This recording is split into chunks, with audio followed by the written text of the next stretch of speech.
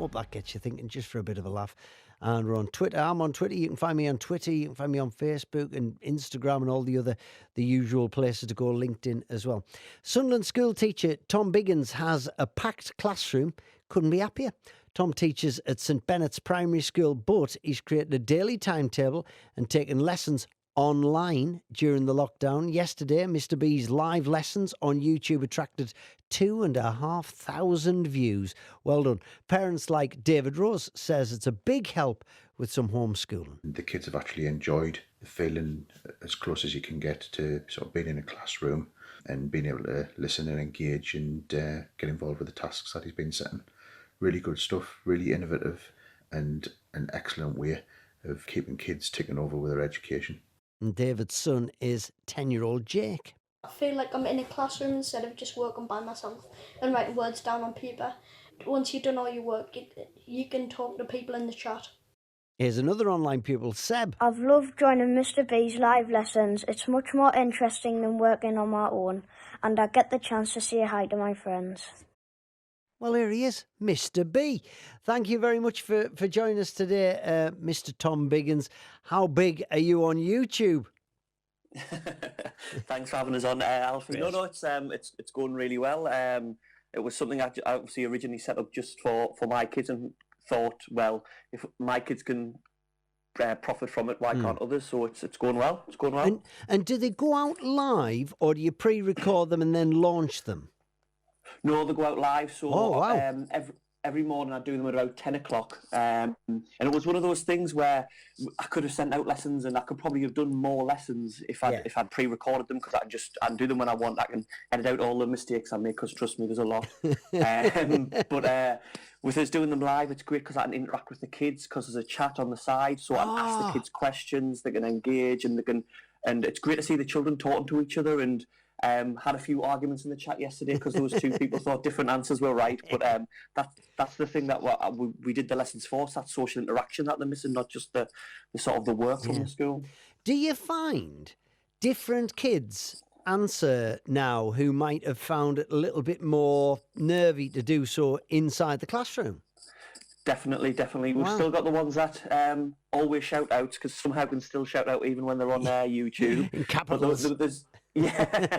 But there's still a lot of children who would normally not put the hand up, but I think they've got that security of not sort of being in front of people. And because I've got lots of socials as well, so I've got Facebook, Twitter and Instagram, they can send me answers and things on those, so they don't have to sort of be in the chat as well, sort of still in front of eyes. And it's great to see a lot of kids, obviously from the ones that I know, being like that. But obviously there's a lot more joining the lessons.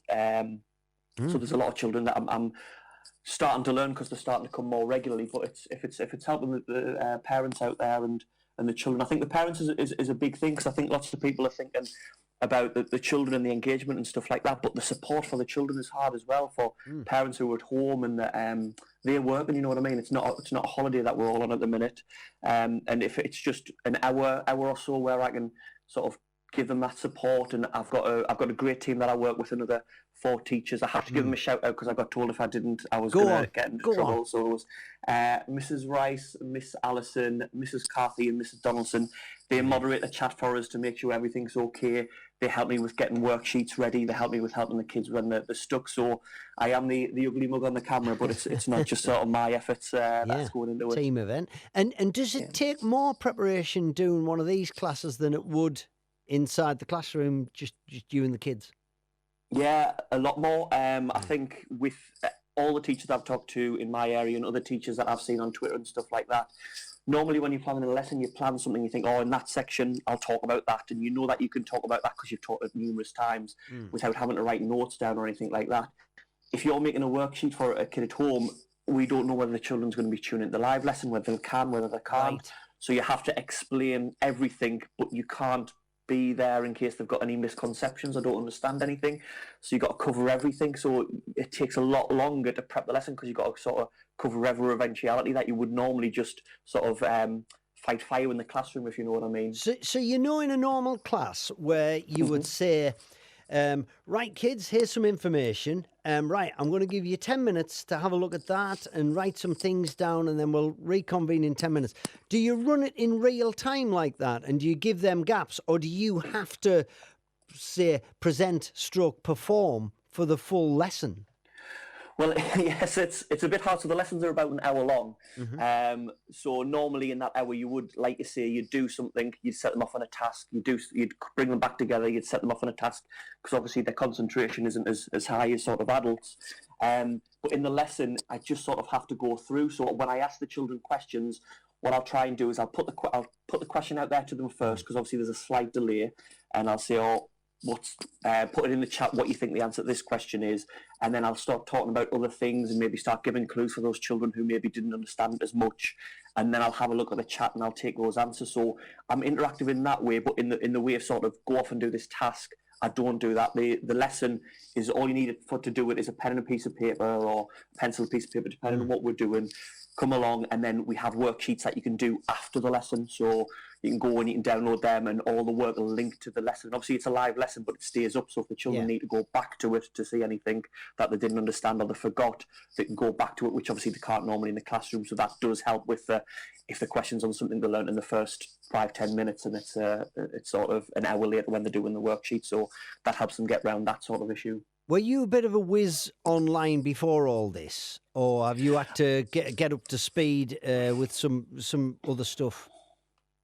Well, I had a YouTube channel before. I set it up a couple of years ago, 2 or 3 years ago, because I had some children that were struggling with a maths class that were really struggling with work that I was doing, especially the homework.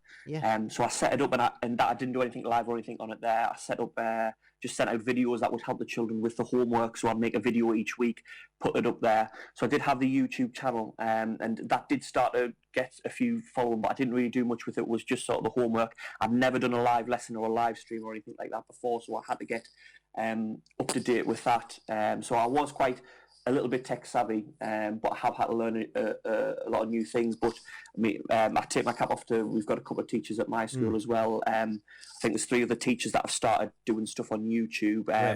A teacher that's doing story time for younger children, a teacher that's doing stories for children in nursery, and one of our teachers who's a dancer doing sort of stretching and dancing videos, and they've never done it before, and I take my cap off to them, because it's okay doing a lesson and being in front of 30 kids, but putting yourself out there on YouTube in front of the big wide world can be quite scary. Mr. B, we respect you. We think you're brilliant. Hey, and can other people watch your channel who are not at your school, or is it just for St Bennett's kids? No, it's so those sort of 2,500 views and things that I've got yesterday.